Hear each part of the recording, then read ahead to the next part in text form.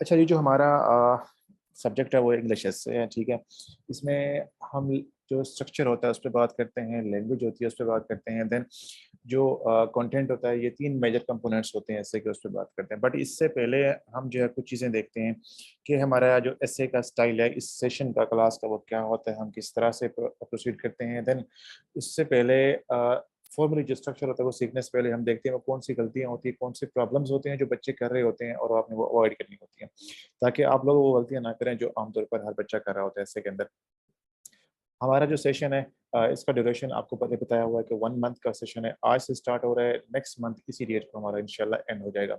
इसमें हमारा जो क्लासेस का रूटीन होती है ये होती है कि हम 6 दिन क्लासें करेंगे, लाइक आज से लेकर 6 क्लासें हम करेंगे, 4 दिन का फिर हमारा गैप आ जाएगा। उसके बाद फिर 6 क्लासें होंगी, फिर 4 दिन का गैप, और लास्ट पे फिर हमारे 6 क्लासें, तो 17 से 18 हमारे लेक्चर्स बन जाते हैं।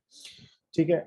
अब होता ये क्लास के अंदर ही हम काम करते हैं। आपको फॉर एग्जांपल आज सारी चीज़ें जो मैं कराऊँगा, बताऊँगा, साथ आपको हम स्टेटमेंट ऑफ टॉपिक बनाना सिखाएँगे कि आपका जब एसे स्टार्ट करना होता है तो उसमें सबसे पहली चीज़ आपकी स्टेटमेंट ऑफ टॉपिक होती है। उस पे हम बात करेंगे, उसकी प्रैक्टिस करेंगे आप सब लोग क्लास के अंदर। अगर कोई बच्चा ये समझता है कि वो चैट के अंदर पार्टिसिपेट नहीं करेगा और वो लिखेगा नहीं या वहाँ पे कमेंट नहीं करेगा और वो ऐसे कर लेगा, तो आई एम सॉरी, आप इस क्लास में नहीं बैठ सकते। आपको इस क्लास में पार्टिसिपेट करना पड़ेगा।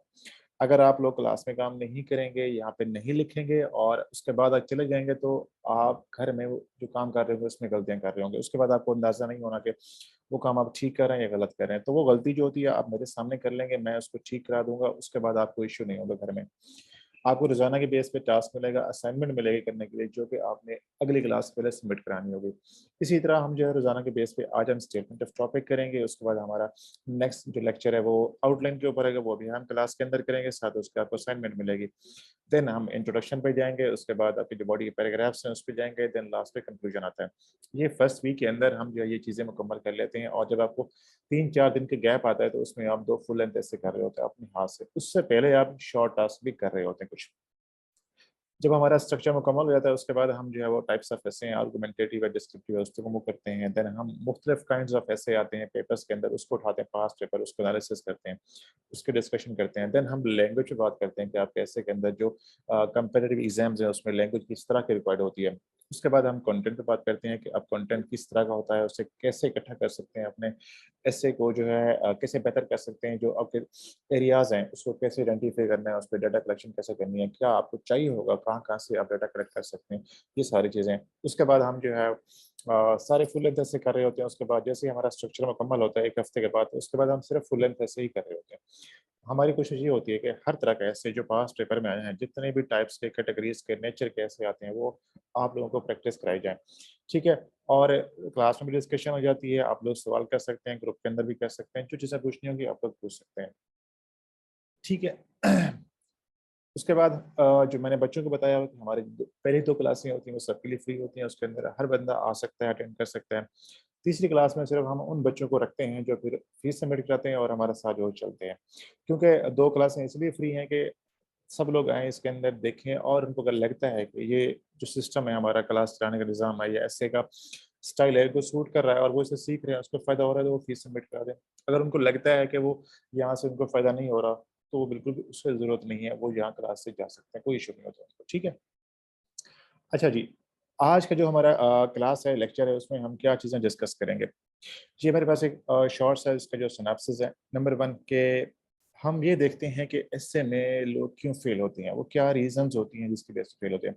देन हम छोटा-सा जो है वो देखते हैं कि सीएसएस और पीएमएस कैसे, उसमें कोई फ़र्क होता है, अगर होता है तो कहाँ पे कैसे होता है, वो हम डिस्कस करेंगे। देन उसके बाद हम आमतौर पर जो आपका सीएसएस पीएमएस में एसे होता है और बाकी एसे होते हैं, उसके अंदर क्या फ़र्क होता है और हमने क्या करना होता है। उसके बाद टाइप्स ऑफ एसे, टॉपिक्स की जो होती हैं हमारे पास, जो आ रहे होते हैं, जो हमने तैयार करने होते हैं, उसको हमने देखना होता है। उसके बाद कि एग्ज़ामिनर की क्या अप्रोच होती है, वो आपसे क्या एक्सपेक्ट कर रहा होता है। लाइक बच्चों में एक कन्फ्यूजन ये होती है कि एग्ज़ामिनर क्या चाहता है, लाइक किस तरह का ऐसे पास हो सकता है, क्या चीज़ें होंगी ऐसे में तो पास हो जाएगा, या किन चीज़ों से ऐसे फेल होता है, वो चीज़ें भी हम डिस्कस करेंगे। देन हमारे पास जो सीएसएस में ऐसे आते हैं, किस कैटेगरी के, किस नेचर के, किस टाइप्स के आते हैं, वो भी हम डिस्कस करेंगे लास्ट में, के हमारे पार्ट्स ऑफ ऐसे, और यहीं से हम स्टेटमेंट ऑफ टॉपिक की तरफ मूव कर जाते हैं। अच्छा जी, मैं आपको जो कॉजेज़ ऑफ एस्से है फेलियर की जो रीज़न्स हैं, उस पे जाने से पहले मैं आपको एक छोटी-सी बात सुनाता हूँ यहाँ पर, ये आपके सामने लिखी हुई है।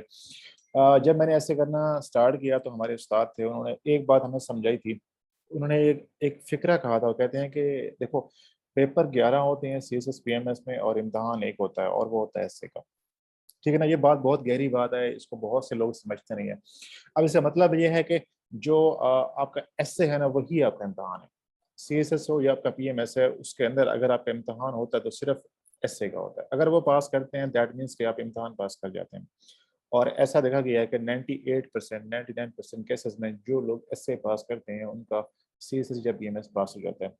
तो ये फ़िक्रा, ये सेंटेंस है, ये एक उनके बताई हुई बात है, इसको मैंने समझा और मैंने इस पे अमल किया। आप लोग भी इस बात को बड़े अच्छे से समझें और इस पे अमल करेंगे।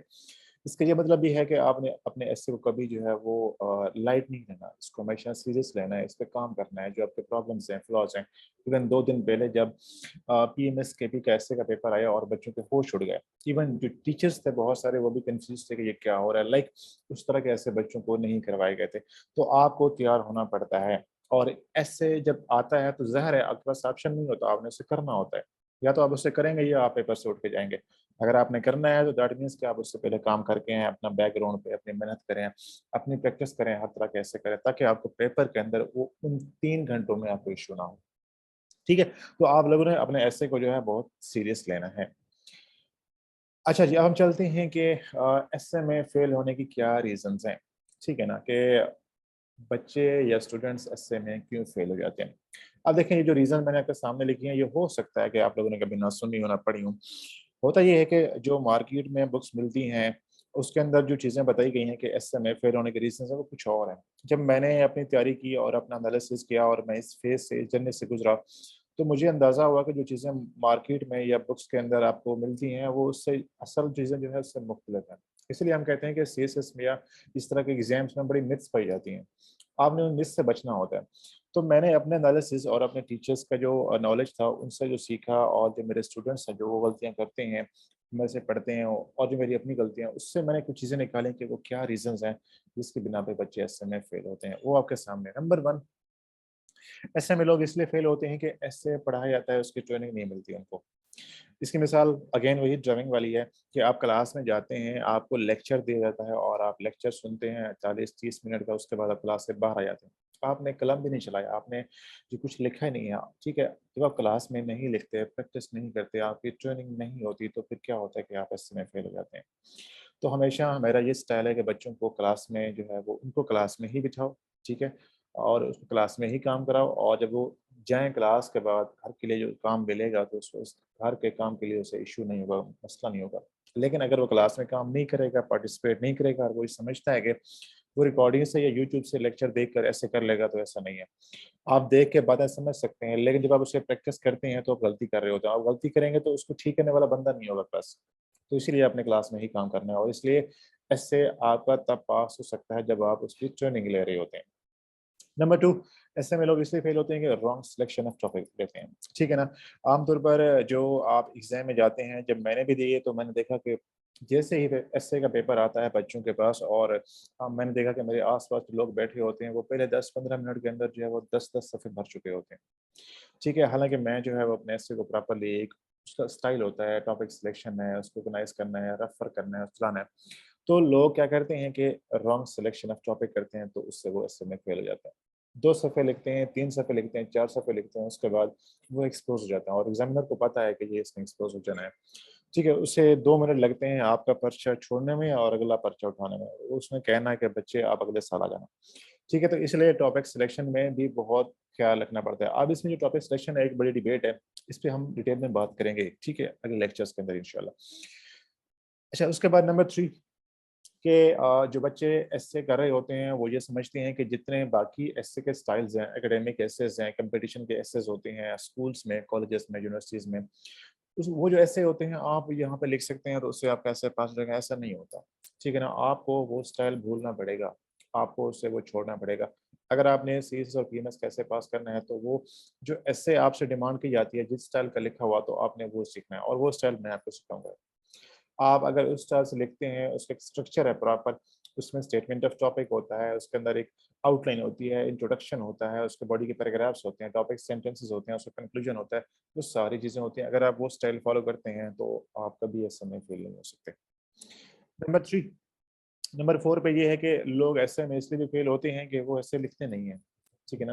मतलब मैं जानता हूँ कि बहुत सारे बच्चे मेरे पास आते हैं और वो कहते हैं कि सर हमने पहला और अपना दूसरा ऐसे जो है एग्ज़ाम हॉल में जाके लिखा था। तो मैंने कहा ठीक है, अच्छी बात है, आपने तीसरा अगले साल लिख लेना आप। मसला नहीं होता कोई इस चीज़ का, ठीक है ना? अगर आप ये गलती कर रहे हैं कि आप अपने ऐसे को प्रैक्टिस नहीं कर रहे, तो आप फेल हो जाते हैं सीधा। इसमें कोई जो है वो छुपी हुई बात नहीं है कि अगर आपने एस्से को पास करना है तो आपको प्रैक्टिस करनी पड़ेगी। शुरू में जब आप एस्से कर रहे होते हैं तो आपको बहुत टाइम लगता है, इवन पूरा दिन लगता है। आपने उस टाइम को 8 से 10 घंटे का जो टाइम होता है प्रैक्टिस, क्योंकि होता ये है कि हम लोग मोबाइल फ़ोन्स के आदी हो चुके हैं। हमारा बहुत टाइम हो गया हम लिखते नहीं हैं और जब हम लिखते नहीं हैं तो उससे हमारा हाथ की स्पीड, हमारी जो सोचने की स्पीड है, जो हमारे लिखने की स्पीड है वो मैच नहीं कर रही होती है और हमने क्या करना होता है कि उस स्पीड का जो गैप होता है उसे ख़त्म करना है। तो हमारी जब स्पीड वो 3 घंटे में हम ऐसे मैनेज करने के काबिल हो जाते हैं, उस वक़्त हमारा ऐसे पास हो जाता है। तो आपने हमेशा याद रखना है कि ऐसे आपको लिखना पड़ेगा। नंबर 5 पे लोग ऐसे में इसलिए भी फेल होते हैं कि वो एस्से को एक 20 नंबर के सवाल की तरह ट्रीट कर रहे होते हैं। इसकी मिसाल यूँ है कि आपने करंट अफ़ेयर्स में, आईआर में, पॉलिटिकल साइंस में कुछ टॉपिक्स तैयार किए और आपने देखा कि वो एस्से में आया हुआ टॉपिक और आपने फ़ौरन से उसको उठा लिया। तो आप वहाँ फेल हो जाते हैं। होता क्या है कि जो 20 नंबर का एक सवाल होता है, उसकी डिमांड डिफरेंट होती है, एक 100 नंबर का जो एस्से है, उसकी डिमांड डिफरेंट होती है। 20 नंबर के सवाल के लिए आपको नॉलेज कम चाहिए होता है, उसपे जो है वो डेटा डिफरेंट होता है, उसके सोर्सेज़ डिफरेंट होते हैं, उसका स्टाइल डिफरेंट होता है। इसी तरह जो आपका एक 100 नंबर का एस्से है, जो आपका सबसे मुश्किल इम्तिहान है, सबसे मुश्किल पेपर है आपका, उसमें एक सवाल है जिसके अंदर कोई ऑप्शन भी नहीं है और आपने वो एक सवाल करना है और अगर आप उसको एक 20 नंबर के सवाल की तरह ट्रीट कर रहे हैं, तो आप वहाँ फेल हो जाते हैं। अगर आपका 20 नंबर का सवाल गलत हो गया तो बस ऑप्शन है कि आप 3 सवाल बेहतर कर सकते हैं, लेकिन अगर आपका इससे गलत हो गया तो आपके पास कोई ऑप्शन नहीं होता। इसलिए आपने इसका भी ख्याल रखना होता है। उसके बाद लोग ऐसे में इसलिए भी फेल होते हैं कि अगर आप ऐसे पढ़ते हुए एग्ज़ामिनर रुक जाए, तो आप ऐसे में फेल हो जाते हैं। ये बड़ी इंटरेस्टिंग सी बात है, फ़नी सी भी है, लेकिन मुझे उस्ताद ने समझाई और मुझे इस बात की समझ बाद में आई। होता ये है कि अगर आपने कुछ चीज़ ऐसी बात लिख दी है जो सिर्फ़ आप ही पढ़ सकते हैं और आप ही समझ सकते हैं, तो फिर आप ऐसे में फेल हो जाते हैं। ठीक है ना? लाइक मेरे पास ऐसे आते हैं बच्चों के, इतना मुश्किल लैंग्वेज लिखी होती है, मैं उनसे कहता हूँ यार मुझे बताओ ये क्या लिखा है आपने? अब मुझे अगर किसी का ऐसे पढ़ते हुए बार-बार डिक्शनरी उठानी पड़े, हर 2 लाइन्स के बाद मुझे डिक्शनरी देखनी पड़े, तो उस ऐसे का फ़ायदा नहीं है। आप उसमें फेल हो जाते हैं। आपने ऐसी लैंग्वेज अगर इस्तेमाल कर दी है जो सिर्फ़ आप पढ़ सकते हैं और आप ही समझ सकते हैं, या आपने कोई ऐसी बात कह दी है जो ग्रामेटिकली गलत है, उसके अंदर सेंटेंस स्ट्रक्चर ही उसका गलत है, या आपने उसके अंदर ग्रामर की गलतियाँ कर दी हैं, तो आपको परेशान होने की ज़रूरत नहीं है, आप फेल हो चुके हैं। ठीक है, तो आपने अपनी लैंग्वेज को भी ठीक करना होता है। लैंग्वेज का स्टाइल होता है कि आपने सिंपल और नेचुरल जो आपका एक ओरिजिनल स्टाइल है उसको फ़ॉलो करना होता है। किसी को कॉपी करने की ज़रूरत नहीं है, किसी से इम्प्रेस होके आमतौर बच्चे क्या करते हैं कि डॉन में जो स्टाइल अडॉप्ट होता है उसी को उठा के वो कर रहे होते हैं। अगर आप ऐसा करते हैं तो आप जो है वो 2 सफ़े तो लिख लेंगे, उसके बाद फिर आपकी जो एक ओरिजिनल जो आपकी जो नेचुरल स्टाइल है वो सामने आएगा और आप एक्सपोज़ हो जाएँगे। तो इसलिए आपने लैंग्वेज पे भी काम करना होता है और इसके हवाले से आप कंप्रोमाइज़ नहीं कर सकते। देन नंबर 7 पे लोग ऐसे में इसलिए फेल होते हैं कि वो अपनी स्टेटमेंट ऑफ टॉपिक को प्रूव नहीं कर पाते। ठीक है ना? कि आपने स्टेटमेंट ऑफ टॉपिक बनाया और आपने ऐसे लिखना स्टार्ट किया, कहीं जाके आपको जो है ऐसा फ़ील हुआ कि कोई ऐसी नई बात कहनी है जो आपने ऐड कर दिया। होता क्या है कि उसमें आप जो है अपने स्टेटमेंट ऑफ टॉपिक के अगेंस्ट चले गए हैं या उसके अगेंस्ट आपने कोई बात कर दी है, या आप अपने ऐसे में आर्गुमेंट्स इस तरह नहीं दे सकते कि जिससे आपका स्टेटमेंट ऑफ टॉपिक या थीसिस साबित हो जाए। अगर ऐसा है तो फिर आप ऐसे में फेल हो जाते हैं। तो इसलिए आपने स्टेटमेंट ऑफ टॉपिक के अगेंस्ट नहीं जाना होता है, उसको डिफेंड करना होता है, उसको प्रूव करना होता है। जो आपका स्टांस है, जो आपका इनिशियली आप शुरू में लेते हैं, और आज हम इंशाल्लाह क्लास के अंदर स्टेटमेंट ऑफ टॉपिक पे काम करेंगे। नंबर 8 पे लोग इसलिए फेल होते हैं कि अगर उनके जो है वो एस्से में अगर ग्रामर की गलतियाँ हैं तो वो फेल हो जाते हैं। ठीक है ना? हमारे उस्ताद हैं वो कहते हैं कि अगर आपके एस्से में पंक्चुएशन की, स्पेलिंग की, सेंटेंस स्ट्रक्चर की, ग्रामर की गलतियाँ हैं तो आपको परेशान होने की ज़रूरत नहीं है। आपको अगले साल तैयारी करनी चाहिए क्योंकि आप फेल हो चुके हैं। तो एसए में और इंग्लिश पेपर में, इंग्लिश की मुराद प्रेसी यानी कंपोज़िशन का जो पेपर होता है उसके अंदर, और इस इंग्लिश एसए में अगर आपकी ग्रामर की या लैंग्वेज की गलतियाँ हैं तो फिर वो बड़ा सीरियस मसला है। उसपे भी आपको काम करना पड़ता है और ये आपने अवॉइड करनी होती हैं गलतियाँ। नंबर 9 पे रीज़न ये है कि अगर आप किसी का स्टाइल कॉपी करने की कोशिश करते हैं तो आप फेल हो जाते हैं। ठीक है ना?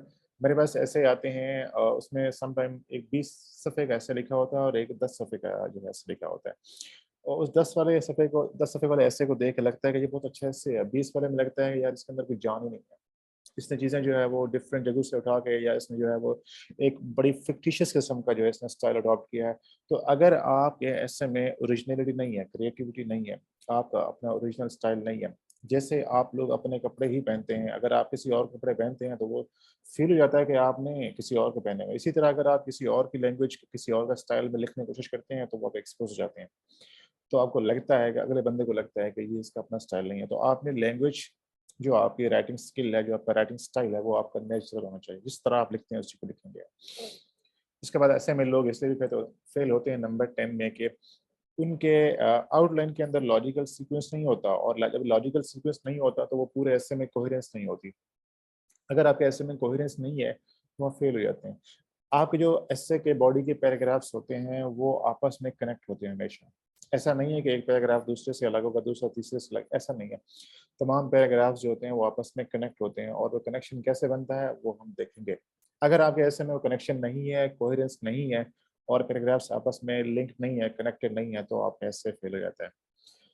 इसके अलावा नंबर 11 पे लोग इसलिए इस समय इसलिए भी फेल होते हैं कि वो रफ वर्क नहीं करते। जो मैंने शुरू में बताया था कि जब आप एग्ज़ामिनेशन हॉल में जाते हैं और बैठते हैं और आपके आस-पास ऐसे-ऐसे अफ़लातून बैठे होते हैं कि वो पहले 5-10 मिनट में 10-10 सफ़े भर लेते हैं, ठीक है ना? और उसके बाद क्या होता है वो फेल हो जाते हैं। अगर आप अपने एसे को प्लान नहीं करते, आप उसके ऊपर प्रॉपर रफ वर्क नहीं करते, आप उसको ऑर्गनाइज़ नहीं करते तो आप फेल हो जाते हैं। मैं हमेशा बच्चों से यही कहता हूँ कि आपने जब ऐसे करना होता है तो उसके पीछे बैकग्राउंड में काम होता है, रफ वर्क होता है, आपकी स्टेटमेंट ऑफ टॉपिक बनती है, आपकी आउटलाइन होती है, इवन आपका इंट्रोडक्शन, ये 3 चीज़ें रफ में होती हैं, उसके बाद आके अपना ऐसे स्टार्ट कर रहे होते हैं। लेकिन ये चीज़ें रफ में करने के लिए आपको इतनी प्रैक्टिस करनी चाहिए कि आपका टाइम का इश्यू ना बने। बेसिकली आप 30-40 मिनट ये रफ वर्क में करते हैं, 2 घंटे में आपने ऐसे करना होता है और आपने 5 या 7 मिनट में उसको प्रूफ रीड करना है ताकि कोई गलतियाँ हैं स्पेलिंग की, ग्रामर की, फैक्ट्स की, डेटा के हवाले से तो वो ठीक हो जाएँ उसके अंदर। तो आपकी स्पीड इसमें बहुत मैटर करती है और आपका रफ वर्क भी मैटर करता है। अब इसका सॉल्यूशन क्या है? मतलब इतने रीज़न्स हैं लोगों के ऐसे के फेल होने के, तो इसका हल क्या है? भई इसका हल एक है, जिसको हम कहते हैं फ़िरका चालीसिया, कि आप लोगों ने एसे में 40 नंबर लेने हैं। ठीक है, ये बड़ी सिंपल सी बात है लेकिन अक्सर बच्चों को ये बात समझ नहीं आती। अगर आपका एसे में टारगेट 70 नंबर लेने का है, तो वो क्या होता है कि वो जो ज़ीरो है कभी शुरू में आ जाएगा। ठीक है? तो आपने हमेशा बड़ा रियलिस्टिक लेना है। आपको ये समझने की ज़रूरत है कि आपके 12 पेपर्स हैं और उसमें सबसे लीथल और सबसे जो रिस्की सब्जेक्ट है, पेपर है, वो आपका एसे का होता है। अगर आपने एसे पास कर लिया, तो आपने इम्तिहान पास कर लिया, लेकिन अगर आपने एसे फेल किया, तो आपने इम्तिहान फेल किया।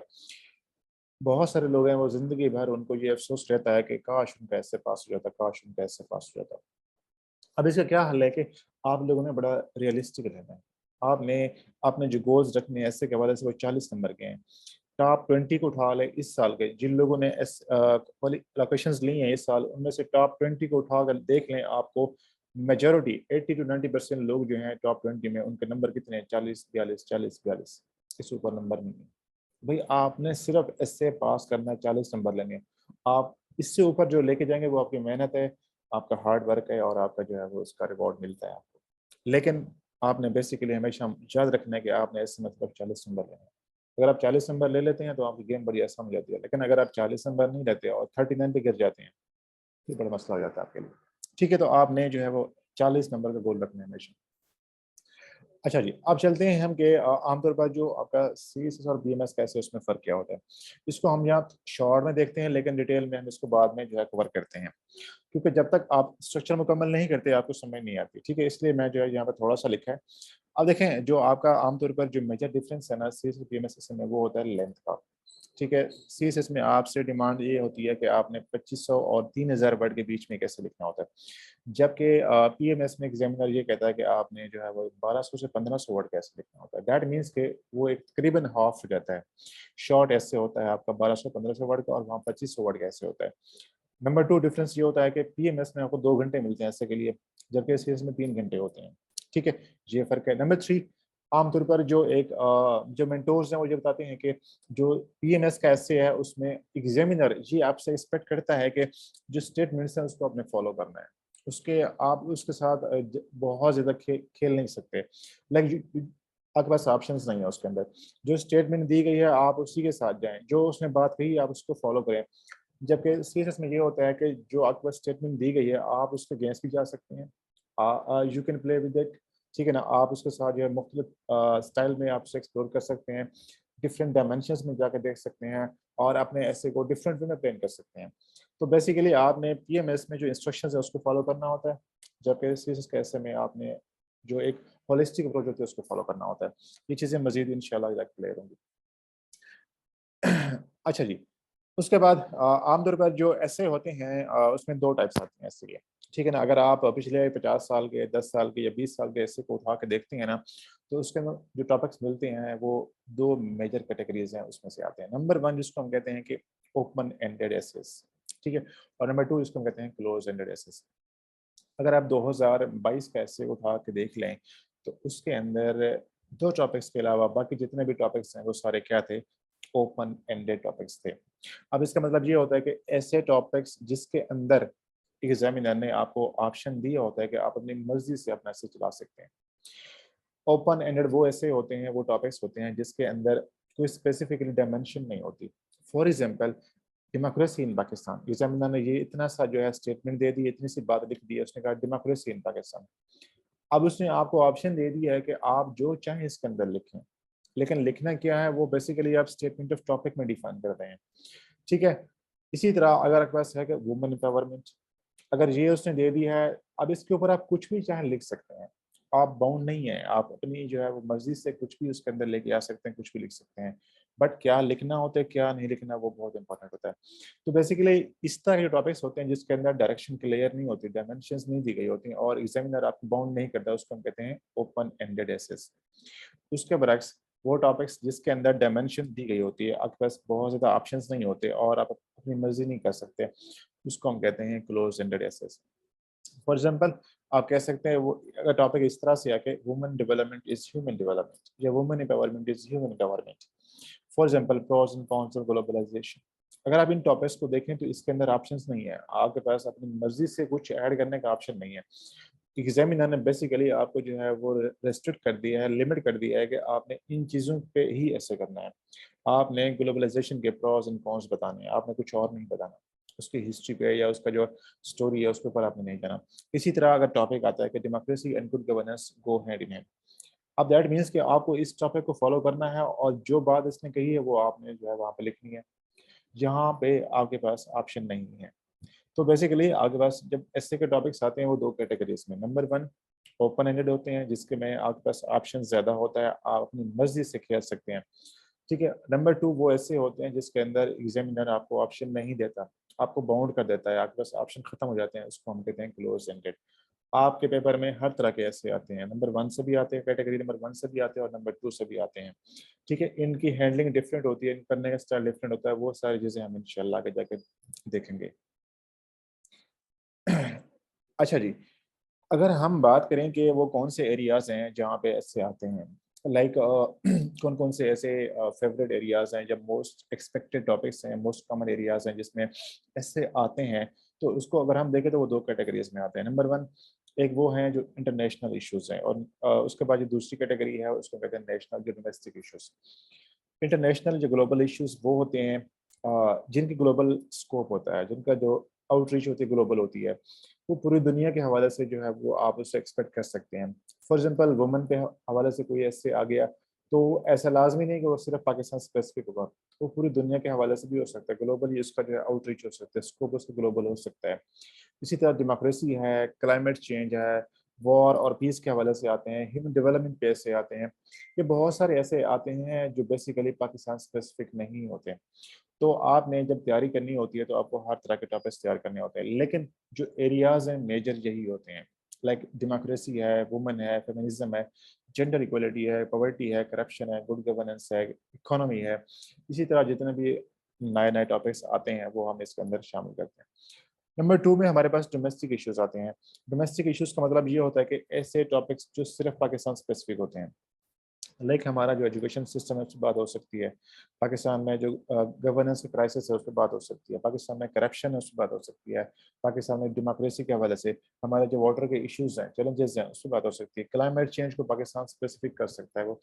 तो काफ़ी सारे ऐसे एरियाज हैं जो दोनों कैटेगरीज में आ रहे होते हैं, इंटरनेशनल के अंदर भी आ रहे होते हैं, डोमेस्टिक में भी आ रहे होते हैं। लेकिन बहुत सारे ऐसे टॉपिक्स हैं जो सिर्फ पाकिस्तान स्पेसिफिक होते हैं और आपको हर साल ऐसे के अंदर पाकिस्तान से रिलेवेंट टॉपिक्स ज़रूर मिलते हैं।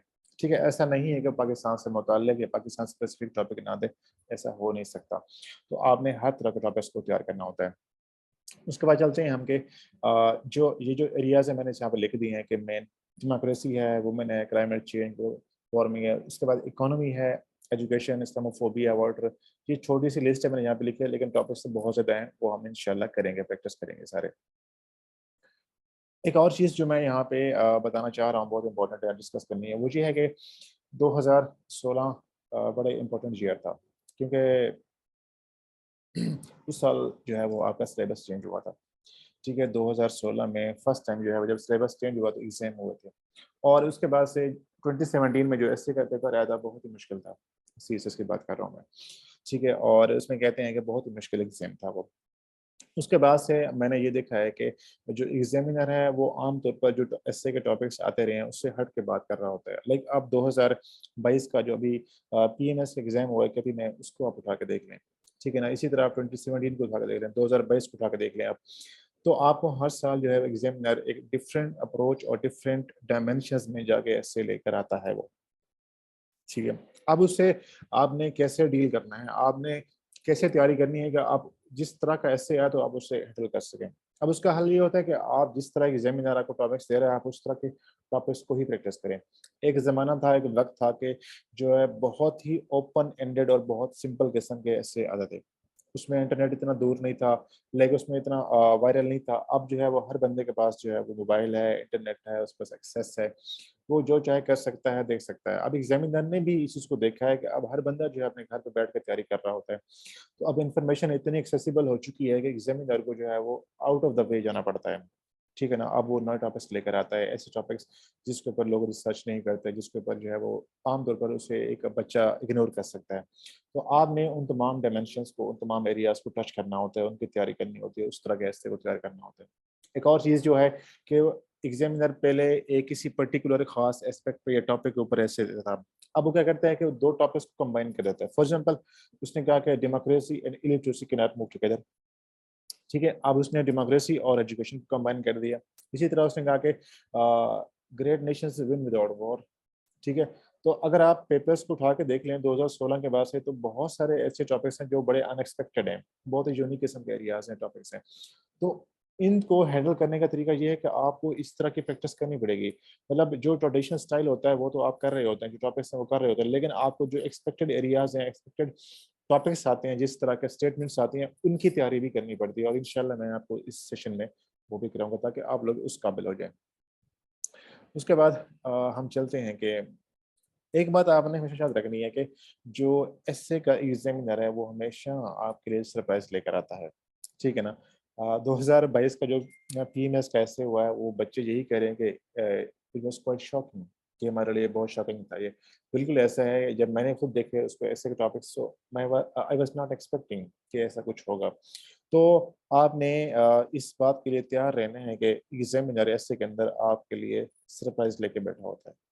ठीक है, टॉपिक्स बिल्कुल नए आते हैं, एरियाज वही हो सकते हैं, लेकिन डोमेन्स, डायमेंशंस, टॉपिक्स, जो स्टेटमेंट्स होती हैं ट्विस्ट हो सकती हैं, और वो स्टार्ट में ऐसा लगता है कि बहुत पजलिंग है, बहुत परेशान करना, शॉकिंग है, लेकिन अगर आप उसको बड़ी केयरफुली देखते हैं, अगर आपने प्रॉपर प्रैक्टिस की है, तैयारी की है, हर तरह का ऐसे हैंडल करना सीख लिया है, तो उसके बाद आपके लिए इशू नहीं होता।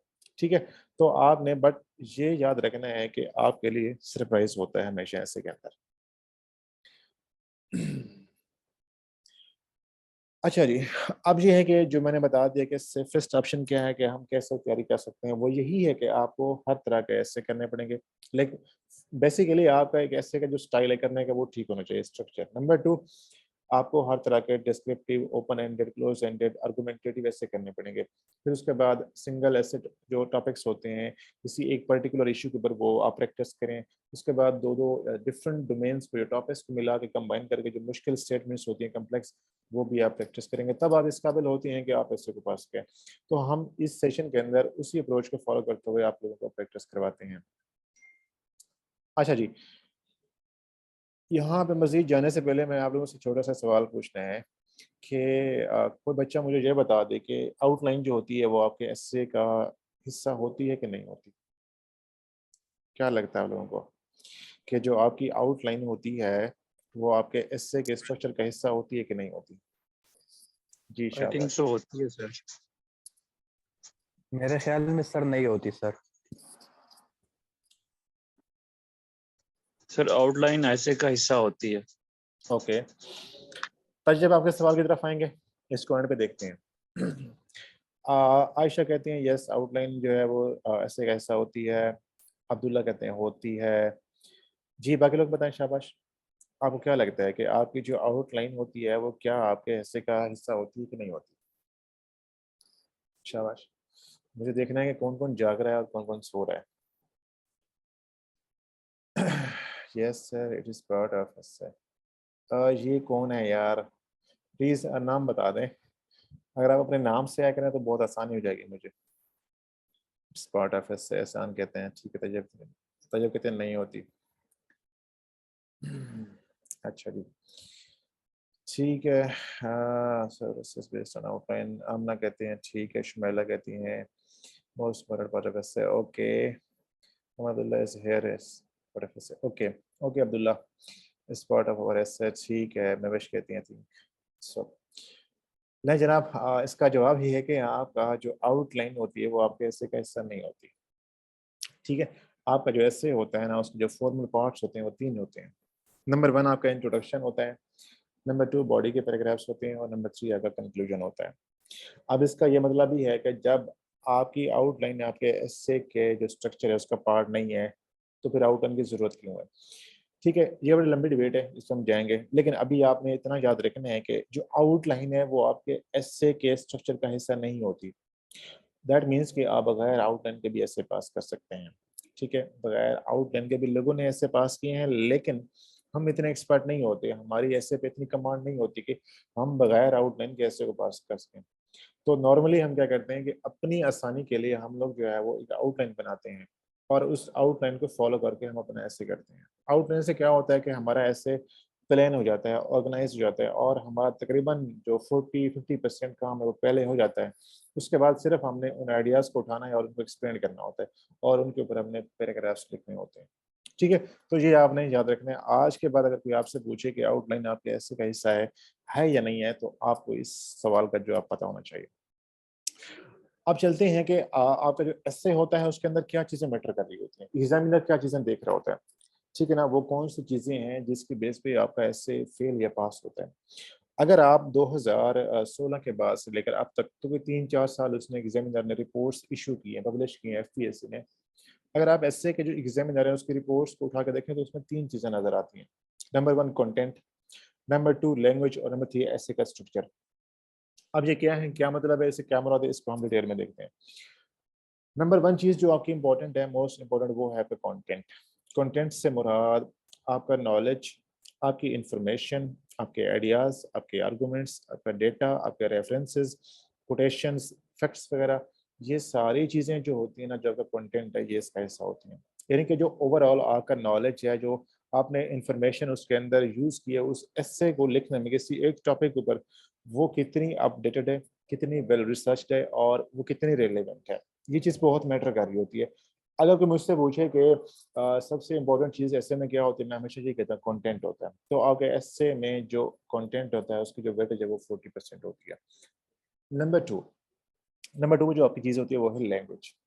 लैंग्वेज से मुराद कि आपने वो जो ऐसे लिखा है, जो आपने इंफॉर्मेशन दी है, जो नॉलेज दी है, आर्गूमेंट्स दिए हैं, इनको लिखने के लिए जो आपने लैंग्वेज इस्तेमाल की है वो ठीक है कि नहीं है।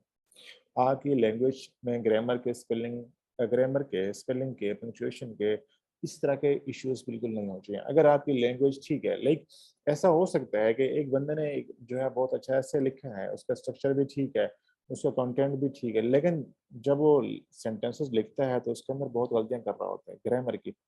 और आप भी फील करते हैं कि अगर आप किसी कोई चीज़ लिखी हुई पढ़ें जिसके अंदर ग्रामर की या स्पेलिंग की या इस तरह की गलतियां हों, सेंटेंसेस की गलतियां हों, तो आपको फील होता है यार ये बहुत अजीब लग रही है पढ़ते हुए। यही मिसाल आपके ऐसे की होती है। तो आपकी लैंग्वेज ठीक होनी चाहिए। आपने आगे जाके अफसर बनना है, आपने एक बहुत अच्छी पोस्ट पे काम करना है, तो आपको ये एक्सपेक्ट करते हैं, आपसे एग्जामिनर ये एक्सपेक्ट करता है कि आपकी language must be adequate, must be correct, उसके अंदर गलतियां नहीं होनी चाहिए।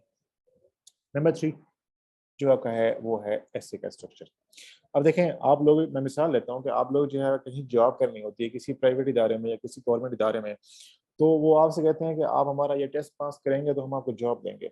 इसी तरह एफपीएससी ये कहता है कि अगर आप ऐसे पास करेंगे, और इससे अभी हमारे स्टाइल से जो हम कहते हैं, जिस तरह हम कहते हैं, अगर आप उस स्टाइल से ऐसे लिखते हैं और आप लिखते हैं, अच्छा लिखते हैं, तो हम आपको पास कर देंगे ऐसे बंदे। वो जो स्टाइल है एफपीएससी का रिकमेंडेड, उसको हम कहते हैं ऐसे का स्ट्रक्चर। या लाइक आपने एक आउटलाइन बनानी है तो कैसे बनानी है, इंट्रोडक्शन स्टार्ट कैसे होगा, दरमियान में क्या है, एंड कैसे करना है।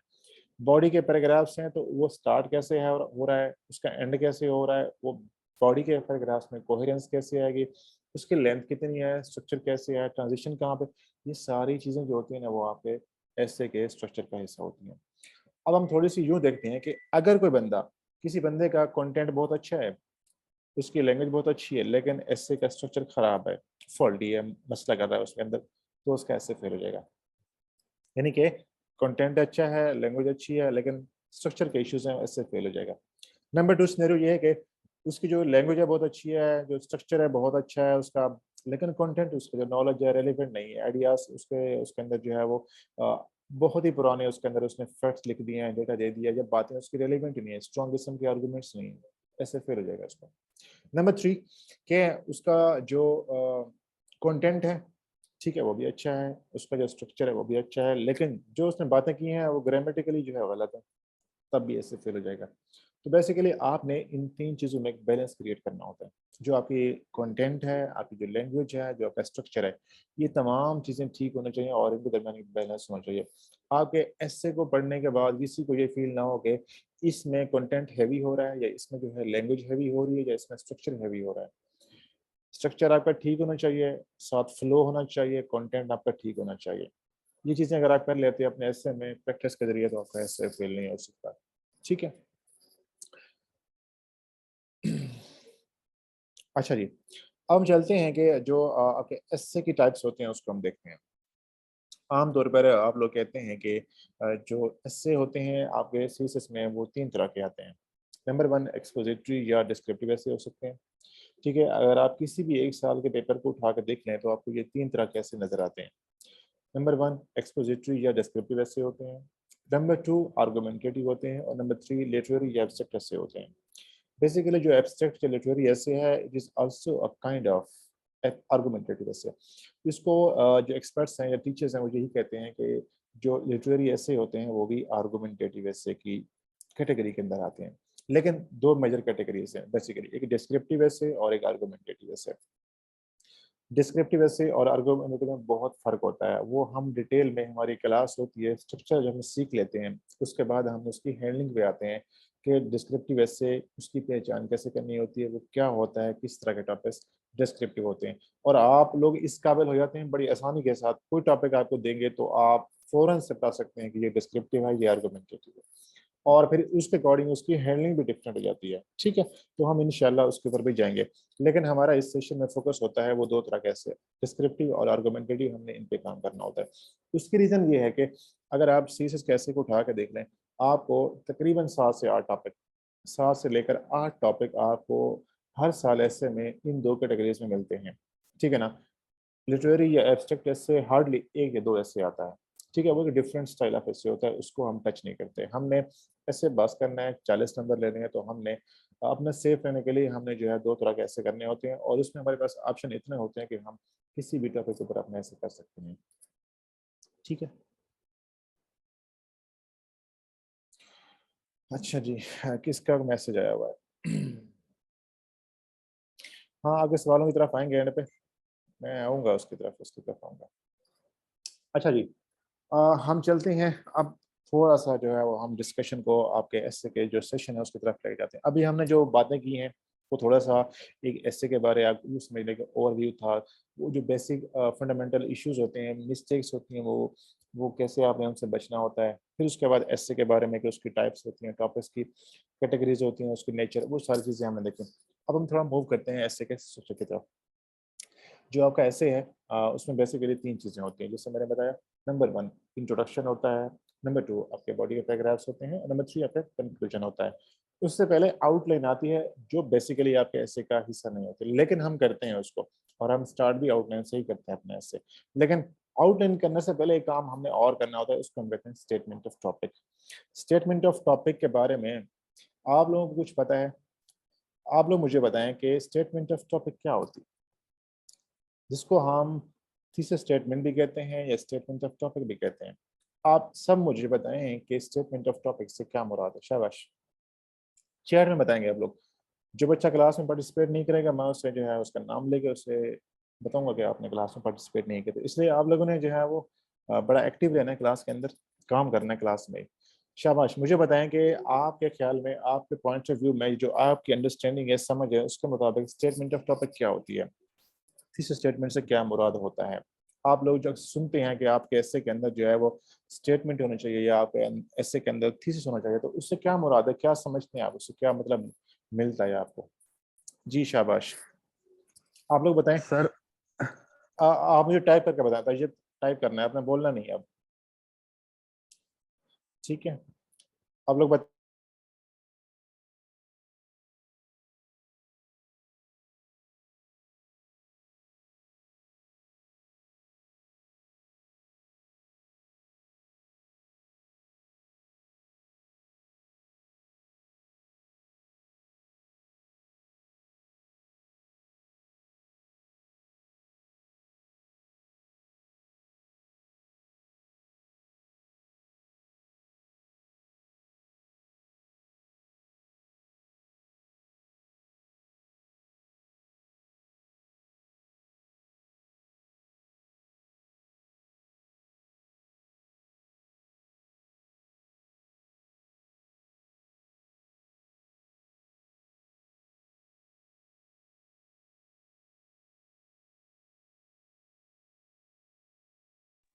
हाँ जी, शाबाश शाबाश, सब लोग बताएं।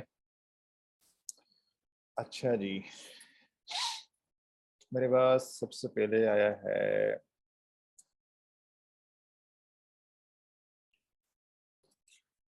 सबसे पहले आयशा ने बताया कि ओवरव्यू होता है ऐसे का मीन, हम ऐसे में क्या लिखने जा रहे हैं। ओके, अच्छा जी।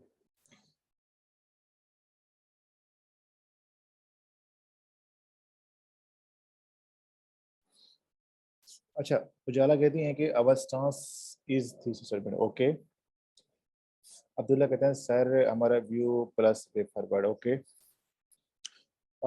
Statement that defines scope of essay topic. Okay, अच्छा जी, उसके बाद कहते हैं कि मीन्स के हम ऐसे को किस डायरेक्शन में लेके जा रहे हैं। ओके, ठीक है। Thesis statement is a short summary of your selected topic. अच्छा जी, ठीक है। महवेश कहती हैं कि main point of the writing. Okay, answer to the question which is asked by the examiner. अच्छा जी, ये जितनी भी बातें की हैं आप लोगों ने बिल्कुल ठीक है, लेकिन एक मुकम्मल जवाब मुझे नहीं मिला। किसी बच्चे ने एक चीज़ बताई है तो किसी ने दूसरी, किसी ने तीसरी। स्टेटमेंट ऑफ टॉपिक के बारे में वो कौन सी चीज़ें हैं, उसके अंदर क्या क्या होता है, किस तरह से बनती है, वो हम अभी डिस्कस करेंगे। अब लोग बोर तो नहीं हो रहे? कोई बच्चा अगर लगता है किसी को थक गया है या किसी को बोर हो रहा है तो मुझे बता दें। हमारी इनिशियल जो क्लासेस होती थोड़ी सी लंबी होती हैं, ठीक है, उसके बाद हम जो है क्लासेस को शॉर्ट कर लेते हैं। जी शाबाश। हाँ जी, बिल्कुल ठीक है। We can take this positively या नेगेटिवली। हाँ जी, आपका स्टांस होता है।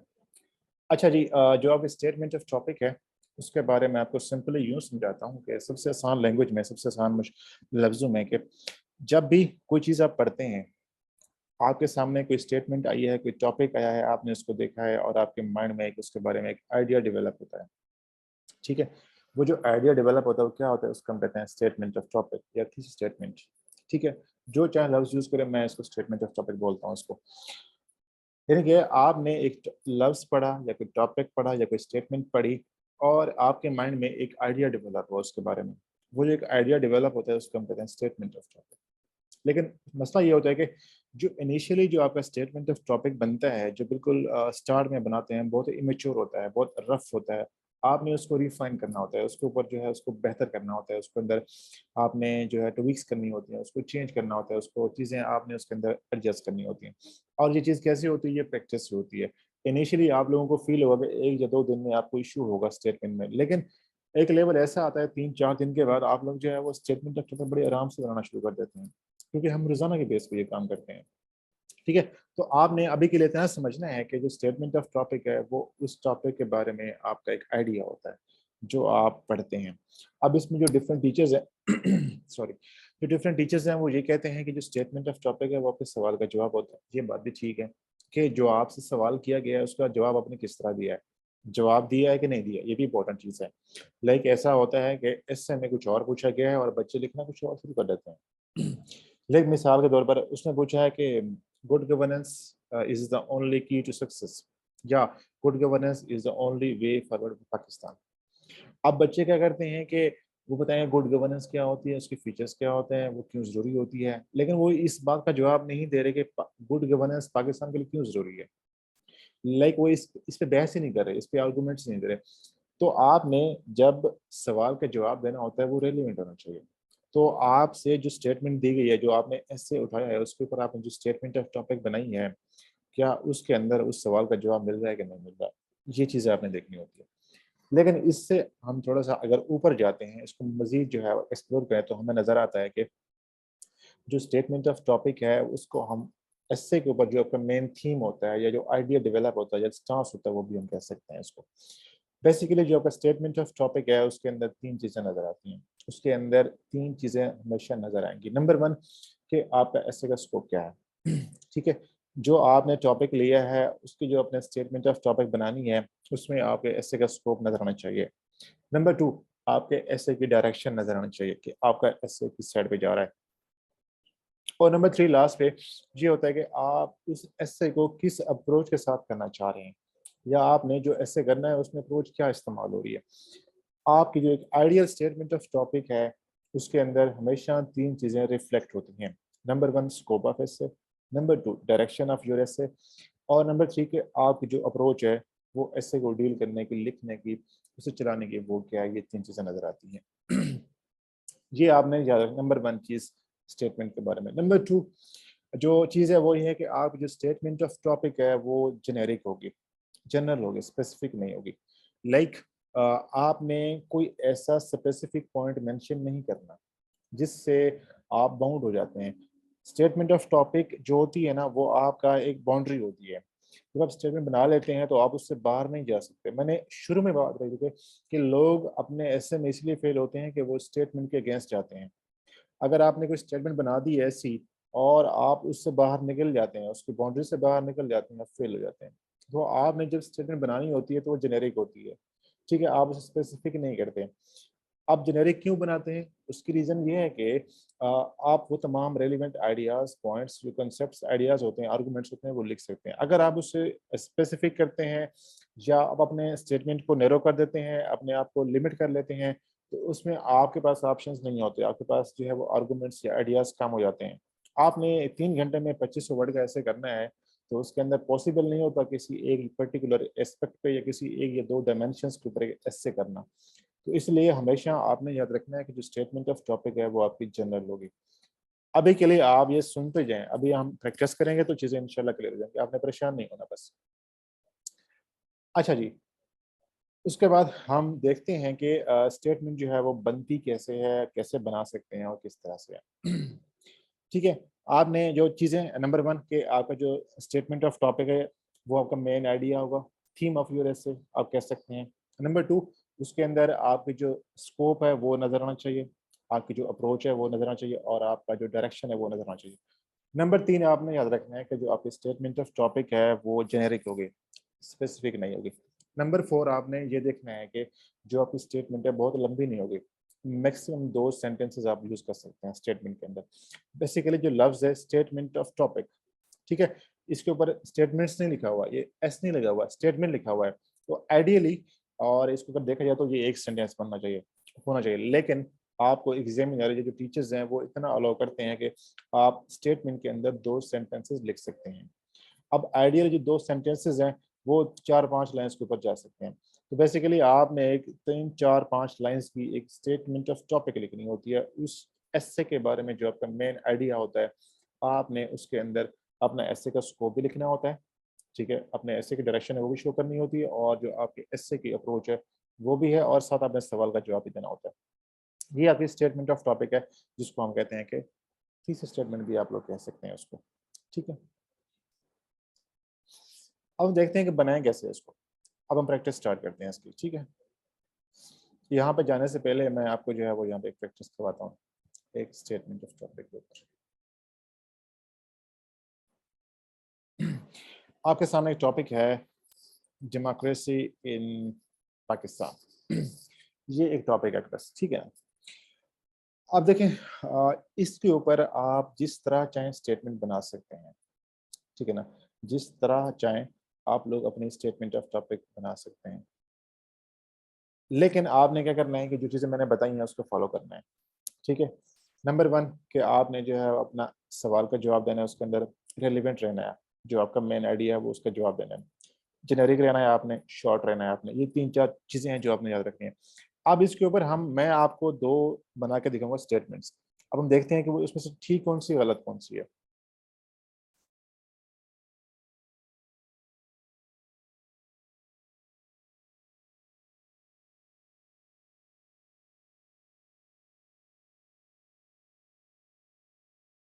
ये एक मिनट, लिखने जा रहा है इधर।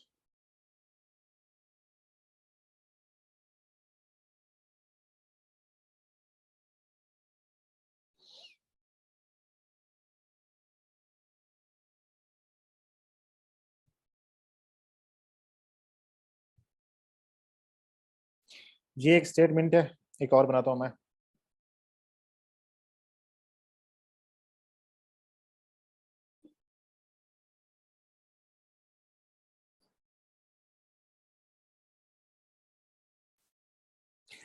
अच्छा, ये 2 स्टेटमेंट्स हैं एक ही टॉपिक के ऊपर, ठीक है। पहली स्टेटमेंट ये है कि democracy in Pakistan has seen a dark past due to several reasons. दूसरी है कि democracy in Pakistan has seen a dark past due to military interventions. कोई बच्चा मुझे बता सकता है कि इनमें फ़र्क क्या है? शाबाश। कोई बच्चा मुझे बता सकता है कि इन 2 स्टेटमेंट्स में फ़र्क क्या है? ठीक है, जिसको हम एस्से के ज़बान में जो मैंने आपको समझाया था उस एंगल से आपने इसको देखना है कि इनमें क्या फ़र्क है, इनमें, इन 2 स्टेटमेंट्स के अंदर। हाँ जी, शाबाश, बिल्कुल ठीक है महवेश, बिल्कुल ठीक है। हाँ जी, वेरी गुड, वेरी गुड, बिल्कुल ठीक है। अब देखें जो पहले वाली स्टेटमेंट है वो है जनरल, जेनेरिक है, ठीक है ना। यानी कि जब हमने ये कहा कि पाकिस्तान में democracy has seen a dark past due to several reasons, तो हमने several, various, numerous, a number of इस तरह के लफ्ज यूज करके हम क्या करते हैं कि वो तमाम जो रेलिवेंट रीजंस हैं, फैक्टर्स हैं, वो अपने हम स्टेटमेंट के अंदर शामिल कर लेते हैं। लेकिन अगर आप कोई एक स्पेसिफिक एक या दो लफ्ज मेंशन करते हैं, रीजंस को मेंशन करते हैं, तो आप स्पेसिफिक होते हैं। और आपने याद रखना है कि अगर आप अपने स्टेटमेंट के अंदर एक स्पेसिफिक लफ्ज मेंशन कर रहे हैं तो आपका पूरा ऐसे उसी के ऊपर होगा।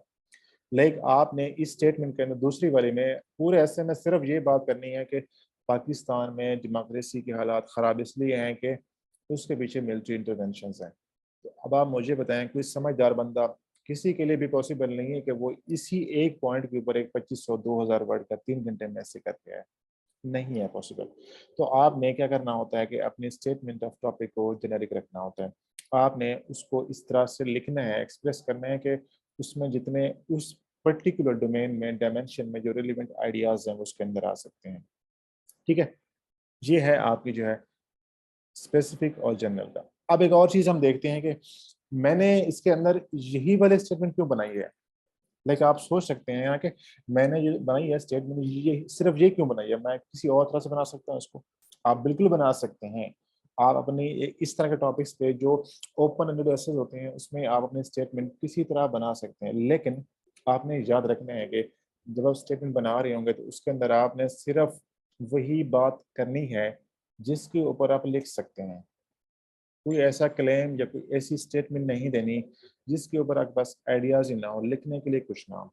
तो आपने याद रखना है कि जब भी आप स्टेटमेंट ऑफ टॉपिक बनाएंगे तो उसके अंदर आपने वो बात करनी है जिसके ऊपर आपके पास लिखने के लिए आइडियाज हों, जिसके ऊपर आप जो है वो लिख सकते हैं, जिसमें आपके पास रेलिवेंट पॉइंट्स होने चाहिए। ठीक है, तो मैंने यहाँ पे ये लिखा कि democracy in Pakistan has seen dark past due to various reasons. तो अगर मैं बात करना, एग्जामिनर ने मुझे ऑप्शन दिया है कि आप इसके ऊपर एक ऐसे लिखें। अब मैंने स्टेटमेंट बड़ी सेफ बना दी है, मैंने वो रीजंस लिखनी है तो मैं आराम से लिख सकता हूँ। लेकिन अगर इसके बजाय मैं कोई ऐसी बात कह दूँ बड़ी मुश्किल सी, मतलब ओके किस्म की इंग्लिश यूज़ करूँ और उसके अंदर मैं कोई ऐसी बात कह दूँ जिसके ऊपर मेरे पास कोई आर्गूमेंट्स ही ना हो, लिखने के लिए आइडियाज़ ही ना हो, तो मैं वहाँ फंस जाऊँगा। तो आप लोगों ने इसका ख्याल रखना है कि जब भी आप बनाएंगे स्टेटमेंट ऑफ टॉपिक तो वो आपने जेनेरिक रखनी है। नंबर 2, आपने उसे शॉर्ट रखना है। नंबर 3, वो रेलिवेंट इस तरह से होनी चाहिए कि उसके ऊपर आप बात कर सकते हैं, उसके ऊपर आप आर्गूमेंट्स दे सकते हैं, जिसके ऊपर आप लिख सकते हैं। ठीक है, अच्छा जी, अब चलते हैं, हम देखते हैं कि स्टेटमेंट की जो कैटेगरीज होती हैं वो क्या होती हैं। हम जब भी बनाते हैं स्टेटमेंट ऑफ टॉपिक तो वो 3 कैटेगरीज में आती है। नंबर 1 वो वन डायमेंशनल होती है, दूसरी जो है वो 2D में हो सकती है और तीसरी जो है वो 3D में हो सकती है। अब इसमें फ़र्क क्या होता है? जो वन डायमेंशनल है वो स्टेटमेंट होती है जिसके अंदर एक पर्टिकुलर आइडिया डिस्कस हो रहा होता है, एक पर्टिकुलर एस्पेक्ट डिस्कस हो रहा होता है। लाइक अगर आप इस स्टेटमेंट को देखते हैं, ये पहले वाली है, इसके अंदर हमने क्या लिखा है? हमने लिखे हैं रीजंस, ठीक है ना, कि डेमोक्रेसी के फेल होने के रीजंस लिखे हैं। अगर मैं यूं करूं, बट इट्स फ्यूचर, ठीक है ना, अगर मैं इसको यूं करूं कि जो रीजंस हैं उसके बाद मैं एक और एस्पेक्ट है, एक और डायमेंशन है वो ऐड कर दूं, वो क्या है? वो मैं कहता हूं कि पाकिस्तान में जो डेमोक्रेसी है उसका माजी तो जो है बड़ा डार्क रहा है, लेकिन उसका मुस्तकबिल बड़ा बेहतर नजर आता है मुझे। तो अब मैंने बेसिकली 2 बातें की हैं, एक तो माजी के बारे जो रीजन है बतानी है, और नंबर 2 मैंने ये कह दिया कि उसका जो फ्यूचर है ब्राइट है। तो दैट मीन्स कि 2 डिफरेंट चीज़ें, 2 डिफरेंट एस्पेक्ट्स मैंने अपनी स्टेटमेंट के अंदर शामिल कर दी हैं। जब आप अपने स्टेटमेंट को बनाते हैं, अगर उसके अंदर सिर्फ एक आइडिया डिस्कस हो रहा होता है, एक पर्सपेक्टिव या एक एस्पेक्ट डिस्कस हो रहा होता है, तो उसको हम कहते हैं वन डायमेंशनल। अगर उसके अंदर 2 चीज़ें आ रही हैं तो वो 2D बन जाएगी, और अगर उसके अंदर 3 चीज़ें आ रही हैं तो वो 3D बन जाएगी। ठीक है ना, आप इसके अंदर मजीद ऐड करते जाएंगे पॉइंट्स या कोई ऐसा एस्पेक्ट, तो वो क्या बन जाएगी? 3D बन जाएगी। ठीक है, अभी के लिए आपने सिर्फ याद रखना है कि स्टेटमेंट बनती कैसे।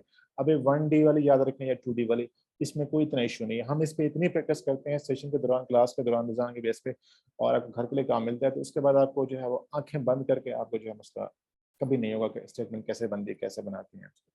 ठीक है, अच्छा जी, अभी हम एक और टॉपिक लेते हैं, उसके ऊपर बनाते हैं, फिर उसके बाद आप लोग मेरे सामने बनाएंगे।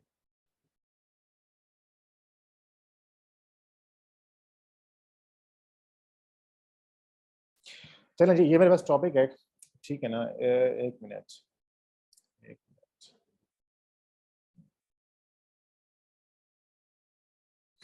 ये टॉपिक है education system of Pakistan.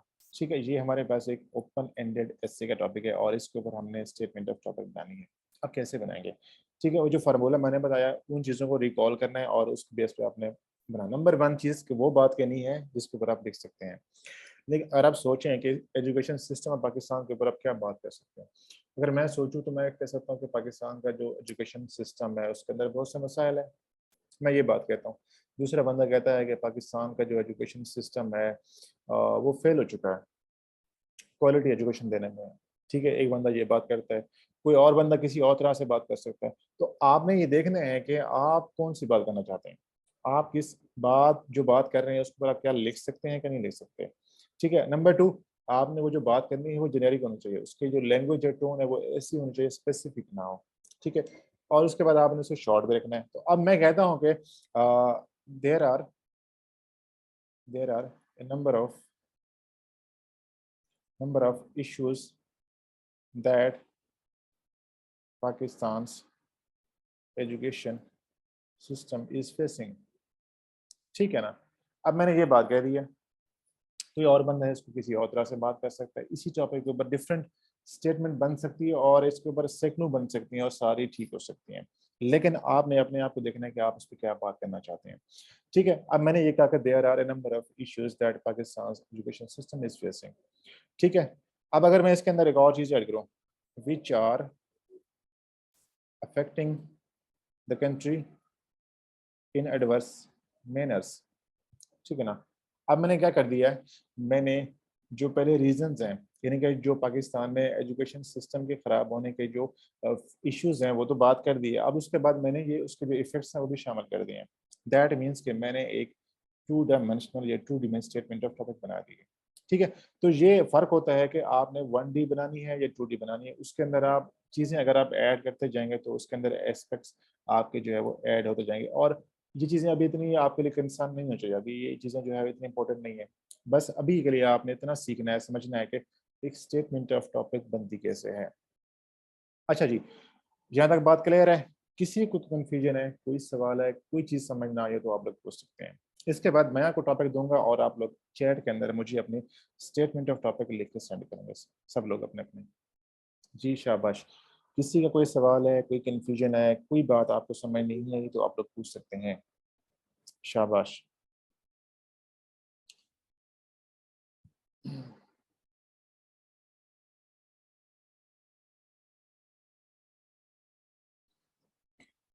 Excuse me sir, जी जी। ये टीच स्टेटमेंट और इंट्रोडक्शन में क्या फर्क होता है? मेरे साथ ये इंटरनेट का इशू था तो मैंने लीव किया था, दोबारा पैकेज ले लिया। यार जो स्टेटमेंट ऑफ टॉपिक है ना वो तो हम स्टार्ट में बनाते हैं जब भी कोई टॉपिक आते हैं ना तो सबसे पहले हम क्या करते हैं, उसके ऊपर स्टेटमेंट ऑफ टॉपिक बनाते हैं। जब वो बन जाती है तो उसके बाद हम आउटलाइन बनाते हैं, जब आउटलाइन बनती है तो उसके बाद इंट्रोडक्शन आता है, और इंट्रोडक्शन पे अभी हमने बिल्कुल बात नहीं की, वो हमारे तीसरी जो चौथी क्लास में आएगा, उसके ऊपर हम मजीद डिटेल में बात करेंगे। ठीक है, वो एक पर्टिकुलर उसका पूरा लेक्चर बनता है 2 घंटे का, उसके ऊपर हम बात करेंगे। अभी के ठीक है लिए सर, ठीक। आपने स्टेटमेंट ऑफ टॉपिक का याद रखना है कि स्टेटमेंट ऑफ टॉपिक बेसिकली जब भी आप एक टॉपिक को लेते हैं और आप उसके ऊपर सबसे पहला काम क्या करते हैं, स्टेटमेंट ऑफ टॉपिक बनाते हैं। उससे क्या होता है कि आपका एसे का स्कोप डिफाइन हो जाता है, आपकी एसे की डायरेक्शन क्लियर होती है और आपकी जो अप्रोच है वो भी नजर आती है, साथ में आप उस सवाल का जो जवाब है वो भी आप दे रहे होते हैं। तो आप जब स्टेटमेंट ऑफ टॉपिक बना लेते हैं तो उसके बाद बहुत सारी चीज़ें आसान हो जाती हैं। आप उसी स्टेटमेंट को फॉलो करके आउटलाइन बनाते हैं और उसी आउटलाइन के बेस पे इंट्रोडक्शन करते हैं, और उसी आउटलाइन के बेस पे आप अपना ऐसे कर रहे होते हैं और उसी के बेस पे आप अपना कंक्लूजन कर रहे होते हैं। तो ये सारी चीज़ें आपस में बड़ी लॉजिकल वे में कनेक्टेड होती हैं। ठीक है जी, आई होप कि मुझे लगता है कि कोई सवाल नहीं आया तो दैट मीन्स कि सब कुछ क्लियर है। चलें, अभी मैं आपको टॉपिक दूंगा, आप करेंगे तो सब कुछ सामने आएगा। हम एक टॉपिक लेते हैं, क्लाइमेट चेंज, इट्स इफेक्ट्स। हाँ जी, ये है आपके पास एक topic, climate change and it's effects. ठीक है, इसके ऊपर आप लोग मुझे एक स्टेटमेंट ऑफ टॉपिक बना के दिखाएं। शाबाश। अच्छा जी, यहाँ पे एक बात बहुत इंपॉर्टेंट, अगर किसी बच्चे को लगता है कि उसने जो है वो सही नहीं बनाई स्टेटमेंट ऑफ टॉपिक, जब वो डर रहा है या सोच रहा है कि वो गलती करेगा और टीचर डांट देगा, ऐसा बिल्कुल भी नहीं है। आप लोगों ने क्लास में करना है, ये नहीं सोचना है कि सही है या गलत है। अगर आप नहीं करेंगे तो कभी नहीं आएगा, अगर आप करेंगे और गलती करेंगे तो वो ठीक हो जाएगी। तो इसलिए किसी बच्चे ने क्लास में पार्टिसिपेट करने से परेशान नहीं होना, घबराना नहीं है। हमेशा आप लोगों ने क्लास में पार्टिसिपेट करना है, जो आपसे सवाल पूछे जाएं, जो काम आपसे कहा जाए आपने करना है।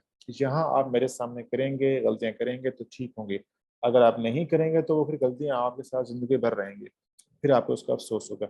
इसलिए आप लोगों ने सही या गलत का फैसला खुद नहीं करना, वो मेरे पे छोड़ना है, वो मैं आपको बताऊंगा, मैं आपको गाइड करूंगा, मैं आपको ठीक कराऊंगा। चलें जी, आप लोग अब इसके ऊपर एक सेंटेंस की, सिंगल सेंटेंस की स्टेटमेंट ऑफ टॉपिक बनाए। शाबाश, सब लोग अपनी चैट के अंदर आपने सेंड करनी है मुझे। जी शाबाश।